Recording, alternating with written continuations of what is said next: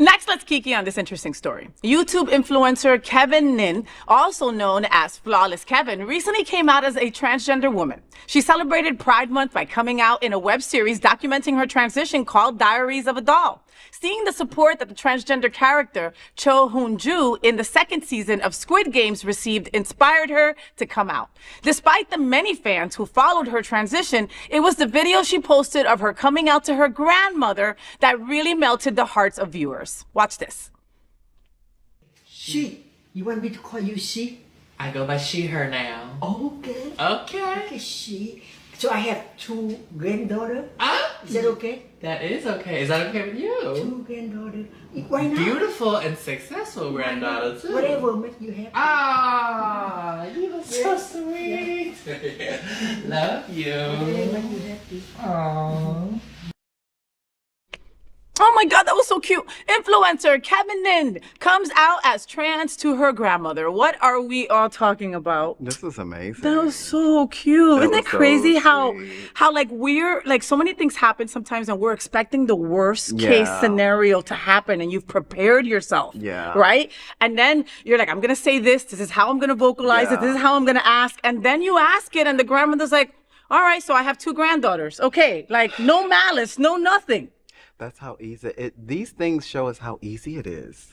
Like just how easy it is to really just respect someone. To be a human? To be a human. How easy it is. I've just been seeing so much over the last, I told you I was taking a social media break, but lately I've been just tapping in a little bit with TikTok and taking a few more scrolls than usual on my Instagram, and to see how much I don't even want to say ignorance or hate, just how much vitriol comes out of people with just who people want to be, how they want to be. Yeah. It's like minding your business, is it?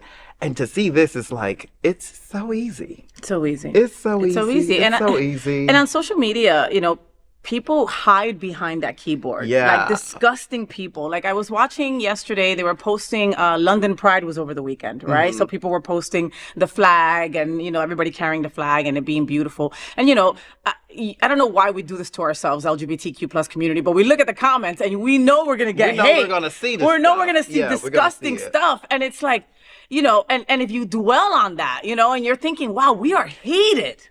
But it's ignorance. A lot of it is ignorance. And a lot of it is, I have cojones behind a keyboard. Yeah. To talk on things that I have never experienced. And I know shit about. So I just recently learned that only like a few % of the population actually has had an experience with a trans person, or a knowledgeable experience with a trans person, because of course you can experience it and not know, because there are so many stealth people in the world for their safety. But that just put it all in perspective that a lot of people don't know what the fuck they're talking about. A lot of people have no idea or no firsthand experience of what they're talking about when they're behind these keyboards. They're just scrolling through, clicking clickbait. Copying what Trump says and just, doing one of those. Doing whatever. Or whoever, their friend, their lover, their parent, blah, blah, blah. Just regurgitating information without having firsthand knowledge, experience with the other. Yeah.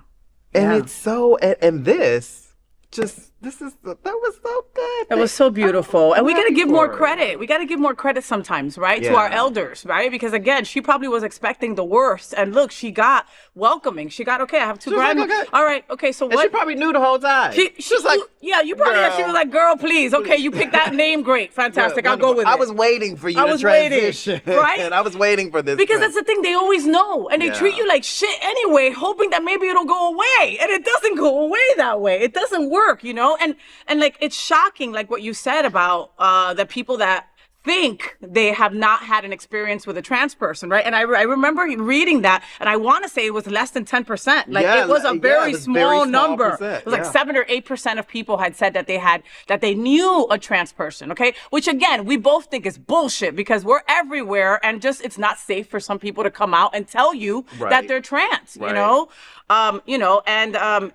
I would hope that trans people would, if I were trans, I think that I would try to go and find other folks like me. You know what I mean? Right. Because it's, fellowship and just group strength in numbers Right. and stuff like that, But again, we're everywhere, and there's folks going through a transition in middle America that don't have anybody around them, you know? When I was 15, 16, that was my first encounter knowingly with a trans person.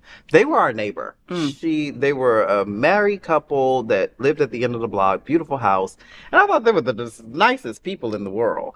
And my mom and stepdad were like, Jamal, why you keep talking to that thing that walks down? And I was like, what thing? You talking about the lady that lives down the street with the husband?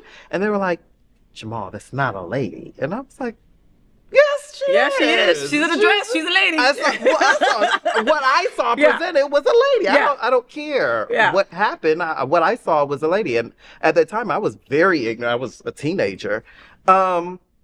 And the hate that would come from my parents, this like ignorance, like that's disgusting. How could you go over there and say hi? I said hi to her all the time. Don't speak to her when she walks past. And then they finally said, because she's a transsexual. And I was like, okay, Yeah.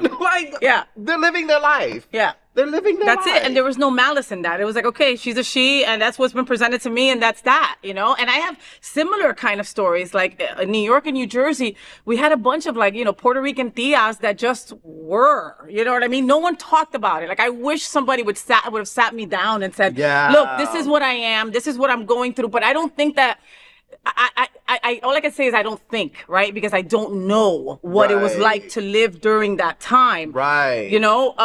But it was just not spoken about to that degree. It just was. It just was.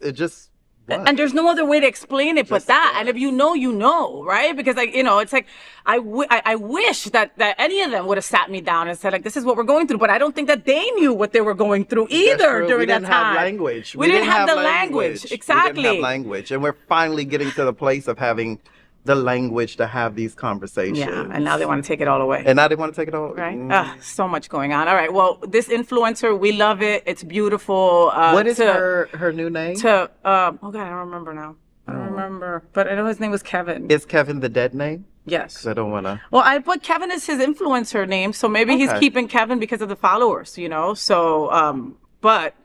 I love that you're able to share your transition with all of us and your grandmother too. Yeah, it was beautiful for me to see. So beautiful, so beautiful, and so very just effortless. Okay, all right, cool. And this is an important conversation for our LGBTQ+ community. Help us tell these